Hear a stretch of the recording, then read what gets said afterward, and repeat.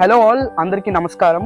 Welcome back to my channel again. So first of all అందరికీ చాలా పెద్ద thanks, ఎందుకంటే నా ఫస్ట్ వీడియోకి చాలా బాగా రెస్పాన్స్ ఇచ్చారు అందరూ. కమెంట్స్ రూపంలో కానీ, నాకు పర్సనల్ డిఎమ్స్ రూపంలో కానీ నాకు చాలా మంచి రెస్పాన్స్ వచ్చింది అందరి దగ్గర నుంచి. ఇంకా మంచి వీడియోస్ మీ ముందుకు తీసుకొస్తాను. ఏవియేషన్ కాంటెంట్ని ఇంకా ఎక్స్ప్లోర్ చేసి సింపుల్గా ఉంచి అందరికీ తెలియజేయడమే నా ఎజెండా కాబట్టి దాన్ని ఇంకా నిలబెట్టుకుంటాను. ఇంకా ముందు బ్లాగ్స్లో ఇంకా బాగా చెప్తాను అని చెప్పి అనుకుంటున్నాను. సో ఇందాక వీడియోలో thumbnail ఆల్రెడీ చూసే ఉంటారు కదా. సో ఇవాళ ఏవియేషన్ టాపిక్ వచ్చేసి, so how does an aircraft fly, ఒక విమానం, అంత పెద్ద బరువున్న విమానం ఎట్లా గాల్లోకి ఎగురుతుంది అని చెప్పి. ఇది ఒక బేసిక్ అంటే అందరికీ ఉండే క్వశ్చన్, కానీ ఏంటంటే నేను చాలా సింపుల్ టర్మ్స్లో బేసిక్ టర్మ్స్లో చెప్పడానికి ఇవాళ ట్రై చేస్తాను. అండ్ ఇవాళ వ్లాగ్ కూడా వచ్చేసి ఆలోచిస్తే డైలీ వ్లాగ్, ఎందుకంటే నేను విజయవాడలో ఉన్నాను ఇవాళ. సో విజయవాడలో వ్లాగ్ తీయడం, ఎందుకంటే ఎయిర్క్రాఫ్ట్స్ ఏమి ఉండవు కాబట్టి.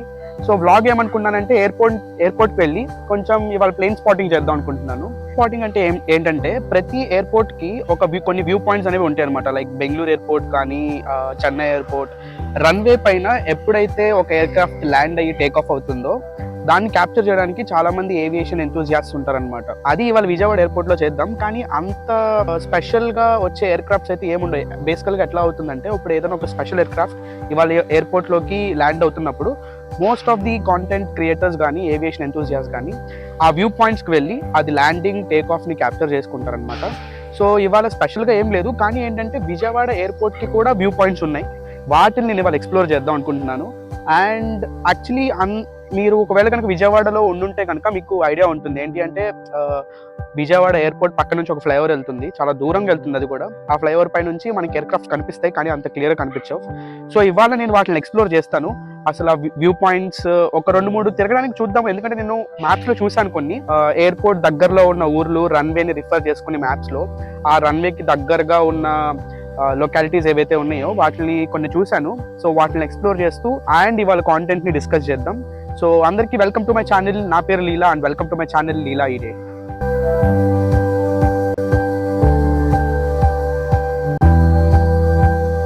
ఫైనల్ గా అయితే వచ్చేసాను.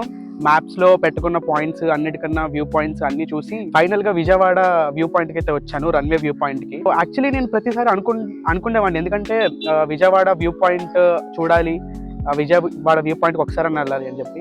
సో ఇవాళ నేను వచ్చి ఈ లైట్స్ దగ్గరకు వచ్చాను. అంటే ఆల్మోస్ట్ ఇవి ల్యాండింగ్ లైట్స్ అనమాట, రన్వేకి అలానే ఉంటాయి. సో ఇప్పుడు కెమెరా టర్న్ చేసి చూపిస్తాను మీకు నేను ఎంత దగ్గరగా వచ్చానో రన్వేకి.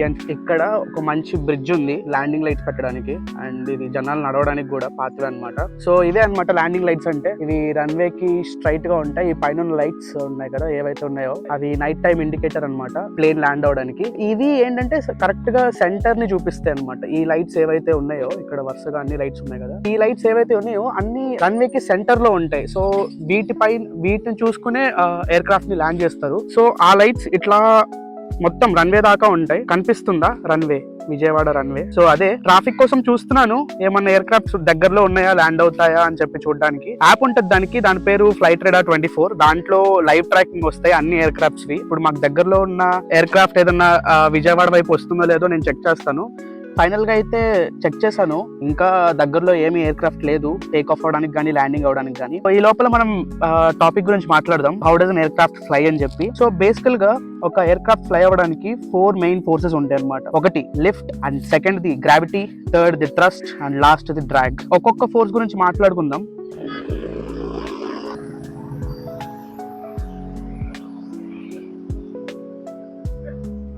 చలికాలంలో కూడా బాగా ఎండ వచ్చే ప్లేస్ ఏమన్నా ఉందా అంటే అది మా విజయవాడే. చాలా ఎండగా ఉంది. చలికాలం నవంబర్, అసలు చలికాలం లాగానే లేదు. ఇప్పుడు టెంపరేచర్ చూస్తే ఆల్మోస్ట్ 32 degrees ఉంది ఈవినింగ్ టైంలో. నవంబర్ లో చలికాలంలో 32 degrees, అది ఓన్లీ మా విజయవాడకే సాధ్యం. అండ్ చెమటలు అయితే బీభత్సంగా పడుతున్నాయి, మామూలు ఎండ లేదు అసలు ఇవాళ. సో ఫైనలీ నేనైతే ఒక ప్లేన్ స్పాటింగ్ ప్లేస్కి అయితే వచ్చాను. సో బేసికల్గా ఏమైందంటే, ఇందాక రన్వేకి ఆ చివరి ఉన్నాను కదా, నేను ఆ లాస్ట్ లో ఉన్నాను. క్రాఫ్ట్స్ అన్ని ఇటు పక్క నుంచి ల్యాండ్ అవుతున్నాయి. సో ఒక హెలికాప్టర్ ని నేను చూశాను. అదేంటంటే రన్వే నుంచి చాలా చాలా దూరంగా వెళ్ళి ల్యాండ్ అయింది అనమాట. నాకు ఆ ప్లేస్ బాగుంది, కానీ అక్కడ నుంచి ఎయిర్ క్రాఫ్ట్ ని నేను సరిగ్గా స్పాట్ చేయలేకపోతున్నాను. అందుకని చెప్పి నేను వాల్ ఏదైతే ఉంటుందో దాని చుట్టూరా ఎక్స్ప్లోర్ చేయడం స్టార్ట్ చేశాను అనమాట. సో నాకు ఈ అండర్ కన్స్ట్రక్షన్ బిల్డింగ్ ఒకటి తగిలింది, రన్వే పక్కనే ఉంది. కింద ఓనర్స్ ఉన్నారనమాట. ఓనర్స్ కి నేను చెప్పాను ఇట్లాగా నేను ప్లేన్ స్పాటింగ్ చేస్తాను, ఏవియేషన్ కాంటెంట్ ని క్రియేట్ చేసి యూట్యూబ్ లో అప్లోడ్ చేస్తానని చెప్పి. అది కాకుండా ఇందాక ఆ రన్వే కి ఆ చివరి ఏవైతే వీడియోస్ తీసానో అవి కూడా చూపించాను. సో వాళ్ళు ఈ టెర్రస్ పైన కి వెళ్ళడానికి అయితే పర్మిషన్ అయితే ఇచ్చారు. నేనైతే ట్రెస్ పాస్ చేయట్లేదు, పర్మిషన్ ఇచ్చాను. ఇప్పుడు చూపిస్తాను ఎంత పర్ఫెక్ట్ గా ఉందో ఇక్కడ నుంచి వ్యూ అయితే. ఇదే మన విజయవాడ రన్వే, అదే పార్కింగ్ ఏరియా విజయవాడకి. అండ్ అక్కడైతే కొత్త టెర్మినల్ అయితే కన్స్ట్రక్షన్ జరుగుతుంది. సో అదైతే 2026 కల్లా పూర్తి చేస్తామని అంటున్నారు. బట్ అప్పటికల్లా అయితే చాలా చాలా చాలా బాగుంటుంది. ఏంటంటే ఇక్కడ ఎయిర్ క్రాఫ్ట్ పార్క్ చేస్తారనమాట. ఇక్కడ ఎయిర్ క్రాఫ్ట్ పార్క్ చేసి అక్కడ ఆల్రెడీ బస్సు ఉంది కదా, ట్రాన్స్పోర్ట్ బస్ లో ట్రాన్స్పోర్ట్ చేసి అక్కడెక్కడో ఉన్న టెర్మినల్ దగ్గరికి తీసుకెళ్తారు అనమాట. అది విజయవాడ టెర్మినల్. ఇది యూజువల్ ప్రాసెస్ అయితే. కానీ ఇప్పుడు ఆ కన్స్ట్రక్షన్ అయిపోయిన తర్వాత ఏంటి అంటే డైరెక్ట్ గా ఎయిర్ క్రాఫ్ట్ ల్యాండ్ అయ్యి అక్కడే పార్క్ అవుతే డైరెక్ట్ గా టెర్మినల్ బిల్డింగ్ లోకి వెళ్ళిపోతాం అనమాట. అన్ని ఎయిర్పోర్ట్స్ లో అయితే ఎట్లాగా ఏరో బ్రిడ్జెస్ నుంచి మనం ఎయిర్ క్రాఫ్ట్ నుంచి డైరెక్ట్ టెర్మినల్ కి ఎట్లా వెళ్తాము, సో ఇప్పుడు మన విజయవాడకు కూడా సేమ్ అట్లాగే కన్స్ట్రక్ట్ చేస్తున్నారు. అది 2026 కల్లా ఫినిష్ చేస్తామని చెప్తున్నారు. సో చూస్తున్నాను ట్రాఫిక్ కోసం అండ్ ఒక ఎయిర్ క్రాఫ్ట్ కోసం నేను చాలా చాలా చాలా ఎదురు చూస్తున్నాను. ఇప్పుడు ఈ స్పాట్ అయితే నాకు చాలా నచ్చింది అండ్ ఎస్ వెయిట్ చేద్దాం ఎయిర్ క్రాఫ్ట్ కోసం. ఎయిర్ క్రాఫ్ట్ వచ్చే లోపల అయితే ఇందాక టాపిక్ ని కంటిన్యూ చేద్దాం. ఎయిర్ క్రాఫ్ట్ ఫోర్సెస్ గురించి మాట్లాడుతున్నాం కదా, లిఫ్ట్, గ్రావిటీ, థ్రస్ట్, ట్రాక్ గురించి. సో ఇప్పుడు 2 పార్ట్స్ చేద్దాం. ఫస్ట్ ఏంటంటే లిఫ్ట్ అండ్ గ్రావిటీ. లిఫ్ట్ అనేది ఎక్కడ ప్రొడ్యూస్ అవుతుంది అంటే ఒక ఎయిర్ క్రాఫ్ట్ కి వింగ్స్ లో ప్రొడ్యూస్ అవుతుంది. వింగ్స్ దగ్గర ఎందుకు ప్రొడ్యూస్ అవుతుంది అంటే ఆ వింగ్స్ దగ్గర ఉన్న షేప్, ఆ షేప్ వచ్చేసి ఏరోఫాయిల్ షేప్. సో దాని వల్ల ఒక లిఫ్ట్ అనేది క్రియేట్ అవుతుంది. ఇప్పుడు ఆ ఏరోఫాయిల్ షేప్ డిస్ప్లే చేస్తాను. ఇక్కడ మీరు చూసినట్టయితే పైన ఫస్ట్ హాఫ్ వచ్చేసి ఒక మిడిల్ లోకి మీరు చూసుకుంటే కనుక పైన పార్ట్ వచ్చేసి కొంచెం కర్వీగాను, కొంచెం వెనక్కి వచ్చేసరికి కొంచెం స్లాంట్ గా ఉంది కదా.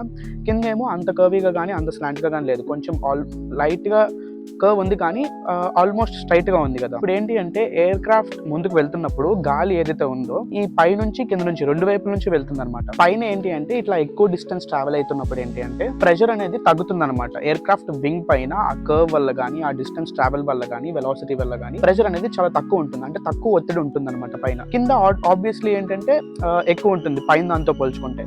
ఎప్పుడైతే కింద హై ప్రెషర్ పైన లో ప్రెషర్ ఉంటుందో ఈ కింద హై ప్రెషర్ పైన లో ప్రెషర్ ని పైకి పుష్ చేస్తుంది అనమాట.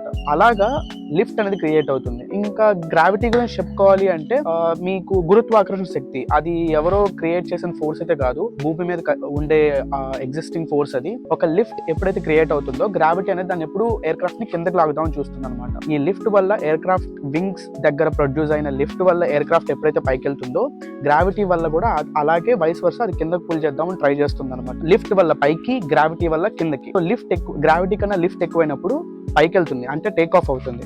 ఎప్పుడైతే లిఫ్ట్ తగ్గుతుందో, గ్రావిటీ ఎక్కువ పెరుగుతుందో అప్పుడు పైనుంచి ఎయిర్ క్రాఫ్ట్ కిందకు వస్తుంది అనమాట. ఇప్పుడు లిఫ్ట్ అండ్ గ్రావిటీ గురించి మీకు ఒక క్లారిటీ వచ్చింది అని అయితే నేను అనుకుంటున్నాను.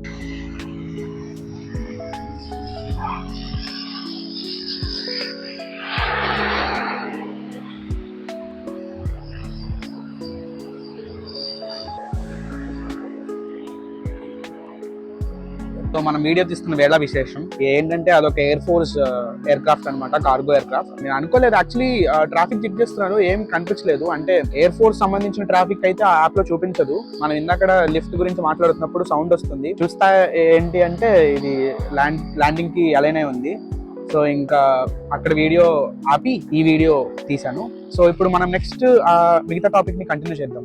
దీని పేరు అనమాట సెస్నా. ఇప్పుడు నేను రేపు యుఎస్ వెళ్ళిన తర్వాత నేను ఫ్లై చేసే ఎయిర్ క్రాఫ్ట్స్ ఇవే సెస్నాస్. ఇది ఒక ట్రైన్ ఎయిర్ క్రాఫ్ట్. లోపల నాలాంటి వాళ్ళు ఎవరో నేర్చుకుంటూ ఉంటుంటారు లోపల.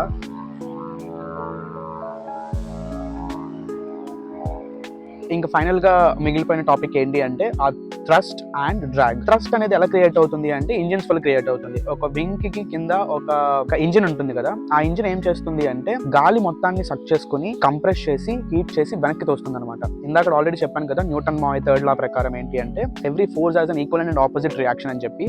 సో ఇట్లాగే ఎప్పుడైతే వెనక్కి పుష్ చేస్తుందో ఆ ఫోర్స్ కి ఏంటంటే ఎయిర్ క్రాఫ్ట్ అనేది ముందుకెళ్తుంది అనమాట. ఆ ముందుకెళ్లే ఫోర్స్ పేరే థ్రస్ట్ ఫోర్స్ అనమాట. అండ్ ఇది ఆబ్వియస్లీ కార్స్ కి కూడా ఎప్పుడైతే కార్ మీరు యాక్సిలరేటర్ ఇస్తే ఎట్లాగా ముందుకెళ్తుందో ఒక ఎయిర్ క్రాఫ్ట్ కూడా లోపల పైలట్ ఫుల్ థ్రస్ట్ ఇచ్చినప్పుడు, అంటే ఫుల్ పవర్ ఇంజన్స్ ఇచ్చినప్పుడు అది గాలిని తీసుకుని వెనక్కి తోస్తాయి. సో అంతే ఫాస్ట్ గా ఎయిర్ క్రాఫ్ట్ అనేది థ్రస్ట్ ఫోర్స్ తో ముందుకెళ్తుంది. కార్ కానీ బైక్ కానీ ఎంత స్పీడ్ గా ముందుకెళ్తుందో గాలి కూడా అంతే మనల్ని హిట్ చేస్తుంది కదా, అంతే వెనక్కి తోయడానికి ట్రై చేస్తుంది కదా. సో దాన్నే మనం డ్రాగ్ ఫోర్స్ అంటాం అనమాట. ఇప్పుడు ఏంటి అంటే ఇంజన్స్ ద్వారా ప్రొడ్యూస్ అయిన థ్రస్ట్ ఫోర్స్ ఎక్కువ అవుతున్నప్పుడు విమానం అనేది ముందుకెళ్తుంది, అండ్ గాలి అంటే థ్రస్ట్ ఫోర్స్ తక్కువ అవుతున్నప్పుడు గాలి ద్వారా విమానం అనేది స్లో అవుతుంది అనమాట. ఈ రెండు వచ్చేసి థ్రస్ట్ అనేది పాజిటివ్ ఫోర్స్ అండ్ డ్రాగ్ వచ్చేసి నెగటివ్ ఫోర్స్. అండ్ దీంతో మీకు లిఫ్ట్ గురించి, గ్రావిటీ గురించి, అండ్ థ్రస్ట్ ఫోర్స్ గురించి, అండ్ డ్రాగ్ గురించి మీకు ఐడియా వచ్చిందని అనుకుంటున్నాను.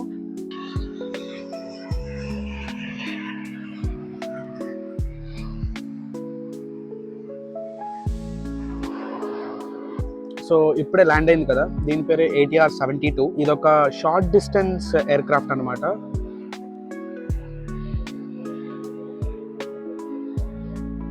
సో ఇప్పుడు ఏవైతే ఈ 4 ఫోర్సెస్ గురించి నేను చెప్పాను, ఈ 4 ఫోర్సెస్ని బ్యాలెన్స్ చేసుకుని ఒక ఎయిర్ క్రాఫ్ట్ అనేది గాల్లోకి వెళ్తుంది అనమాట. ఎప్పుడైతే ఫుల్ థ్రస్ట్ ఇచ్చినప్పుడు, అంటే ఫుల్ పవర్ ఇంజన్స్కి ఇచ్చినప్పుడు ఎక్కువ గాలిని సక్ చేసి కంప్రెస్ చేసి హీట్ చేసి వెనక్కి తోస్తుందో అంతే ఫాస్ట్గా ఎయిర్ క్రాఫ్ట్ అనేది ముందుకెళ్తుంది. ఈ ముందుకెళ్తున్నప్పుడు ఏంటి అంటే ఎక్కువ గాలి అనేది ఒక వింగ్ పై నుంచి ఫ్లో అవుతుంది అనమాట. ఎక్కువ గాలి ఎక్కువ వింగ్ పై నుంచి ఫ్లో అవడం వల్ల లిఫ్ట్ అనేది ఎక్కువ జనరేట్ అవుతుంది. ఎప్పుడైతే ఇది గ్రావిటీని దాడుతుందో అప్పుడు ఒక ఎయిర్ క్రాఫ్ట్ టేక్ ఆఫ్ అవుతుంది. అందుకని టేక్ ఆఫ్ దగ్గరప్పుడు ఏంటి అంటే ముందు ఇనీషియల్గా 0 నుంచి మొదలుపెట్టి రన్వే ఎండ్ వరకు వెళ్ళి, అంటే ఇనఫ్ స్పీడ్ని జనరేట్ చేసుకుని, ఇనఫ్ ఎయిర్ ఫ్లోని జనరేట్ చేసుకుని ఇప్పుడు లిఫ్ట్ అనేది ఎక్కువ క్రియేట్ అవడం వల్ల అక్కడ టేక్ ఆఫ్ అవుతుంది అనమాట. అందుకే టేక్ ఆఫ్ అలా అవుతుంది. అండ్ ల్యాండింగ్ వచ్చే వరకు ఏంటి అంటే ఎయిర్ క్రాఫ్ట్ ఆల్రెడీ ఫాస్ట్లో ఉంటుంది కదా, అది ఏంటి అంటే పవర్ని తగ్గిస్తారు. సో ఏంటి అంటే డ్రాగ్ వల్ల ఎయిర్ క్రాఫ్ట్ అనేది స్లో అవుతుంది కదా. స్లో అవుతున్నప్పుడు ఇప్పుడు ఏదైతే ఎయిర్ ఫ్లో ఉంటుందో అది వింగ్స్ పైన తగ్గుతుంది అంటే ఆటోమేటిక్గా ఏమవుతుంది, లిఫ్ట్ అనేది తగ్గుతుంది, గ్రావిటీ పవర్ పెరుగుతుంది. సో అలాగా పవర్ తగ్గించుకుంటూ రావడం వల్ల ఎయిర్ క్రాఫ్ట్ అనేది ల్యాండ్ అవుతుంది అనమాట.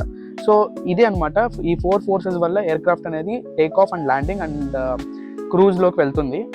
అండ్ పైన శాంతం పైకి వెళ్ళిపోయింది అంటే కనుక అక్కడ లిఫ్ట్ అన్ని ఈక్వల్గా ఉంటాయి అనమాట. గ్రావిటీ లిఫ్ట్ అన్ని ఈక్వల్గా ఉంటాయి. సో అందుకని అప్పుడు స్టేబుల్ ఫ్లైట్ అనమాట. లిఫ్ట్ ఎంత జనరేట్ అవుతుందో కింద గ్రావిటీ కూడా అంతే ఎంత ఉందో, అంటే రెండు ఈక్వల్గా ఉన్నాయి అని అర్థం. అట్లా ఈక్వల్గా ఉన్నప్పుడు ఏంటంటే అలా గాల్లో ఉంటుంది, థ్రస్ట్ ఫోర్స్ ఆల్రెడీ ఉంటుంది కాబట్టి ఆ స్పీడ్లో ముందుకు క్రూజ్ అవుతూ ఉంటుంది అనమాట. దీంతో మీకు అర్థమైందని అనుకుంటున్నాను. ఇదంతా ఒక బేసిక్ మాత్రమే. ఇంకా దీనికి ఫార్ములాస్ ఉంటాయి, లిఫ్ట్కి ఫార్ములాస్ ఉంటాయి. సో ఈ ఫార్ములాస్తో వీడియో చేద్దామని అయితే నేను అనుకోవడం లేదు. ఎందుకంటే అలా ఫార్ములాస్తో వీడియో చేస్తే ఎవరు చూస్తారు చెప్పండి, మీరు చూస్తారా? నా యూట్యూబ్ వాచ్ టైం అయితే నేను అవన్నీ చెప్పి బోర్ కొట్టించి నేను పోకూడదామని నేను అనుకోవడం లేదు. సో ఇది బేసిక్ అయితే మీకు అర్థమైందని నేను అనుకుంటున్నాను. లేదు మీకు ఫార్ములాస్తో కావాలి అనుకుంటే కనుక చేద్దాం దానిపైన కూడా. అంటే ఇట్లా పబ్లిక్ వీడియో కాదు, అంటే గూగుల్ మీట్లో క్లాస్ లాగా తీసుకుందాం, అప్పుడు కొంచెం ఒక క్లారిటీ రావచ్చేమో. సో ఇందాక ATR-72 ల్యాండ్ అయింది కదా, సో ఇప్పుడు అది టాక్సీ చేస్తుంది. సో రన్వేకి అలైన్ అయ్యి ఇప్పుడు టేక్ ఆఫ్ అవుతుంది మళ్ళీ. సో అక్కడ రన్వే హోల్డ్ చేస్తుంది అంటే ఆపోజిట్లో ఎయిర్ క్రాఫ్ట్ వస్తుంది. యా, అట్లా ఎప్పుడైతే టాక్సీ అట్లా హోల్డ్లో చేశారంటే రన్వే ముందు వేరే ఎయిర్ క్రాఫ్ట్కి ల్యాండ్ అవ్వడానికి కానీ టేక్ ఆఫ్ అవ్వడానికి కానీ పర్మిషన్ ఇచ్చినట్టు ఆపోజిట్ సైడ్లో ఒక ఎయిర్ క్రాఫ్ట్ ల్యాండ్ అవుతుంది.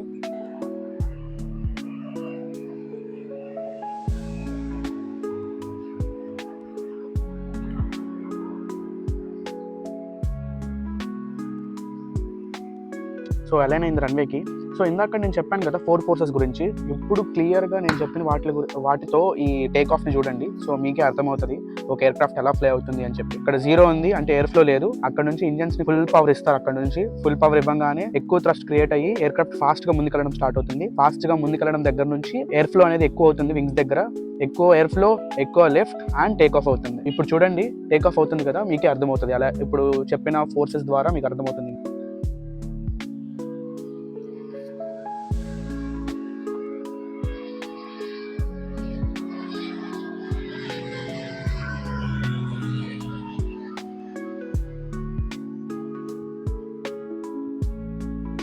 ఫైనలీ ఈ వీడియోకి అయితే ఇంతే. ఈ వీడియో మీకు నచ్చిందని అనుకుంటున్నాను. నా ప్లేన్ స్పాటింగ్ అంటే Tier 2 సిటీ ఇది విజయవాడ. సో ఎయిర్ క్రాఫ్ట్స్ అనేది చాలా తక్కువ వస్తాయి అండ్ నా స్పాటింగ్ మీకు నచ్చిందని అనుకుంటున్నాను. అండ్ అది కాకుండా కాంటెంట్ కూడా ఇవాళ మీకు అర్థమైందని అనుకుంటున్నాను. బేసిక్ నాలెడ్జ్ దానిపైన వచ్చిందని నేను అనుకుంటున్నాను. సో ఈ వీడియోకి అయితే ఇంతే. నచ్చితే లైక్ చేయండి, కమెంట్ చేయండి and subscribe to my channel. By by now.